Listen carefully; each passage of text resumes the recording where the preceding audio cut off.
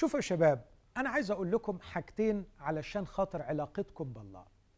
أنا بصراحة لما عرفته لا عرفته علشان طمع في السماء ولا خوف من نار، لكن أنا جيت لربنا لأني ما كنتش لاقي أي معنى ولا طعم للحياة.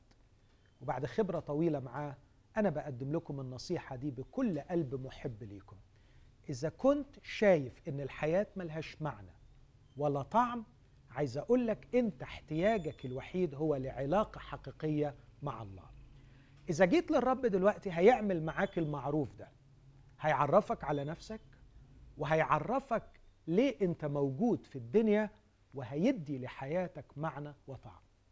هيقودك في رحلة جميلة معاه، هيخلق الظروف المناسبة اللي يخليك تكتشف أنت مين وموجود في الدنيا ليه، وهيحفظك في إطار العلاقة معاه علشان تبقى إنسان مثمر وليه قيمة ونافع. الشيء الثاني الجميل، هتتعرف على شخص المسيح يسوع. المسيح يسوع مش مجرد الشخص اللي حبك ومات علشانك علشان تغفر ليك كل الخطايا. المسيح يسوع مش فكرة جميلة ولا عقيدة ولا مجرد موت الصليب.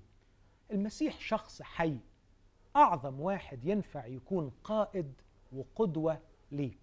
لو تأملت حياته في الأناجيل هتلاقيه أذكى شخص ظهر على وجه الأرض بشهادة كثير من الفلاسفة والمفكرين، وهتلاقيه القائد المحنك الخبير اللي يثير الفكر ويشبع القلب بحنانه، يملأك بمعنى الحياة وبفكره يعطيك كل الاقتناع. أنصحك من قلبي أن تأتي لله وأن تقبل قيادة المسيح وتتعرف به، ستجد المعنى، القائد والقدوة، ولن تندم أبدا.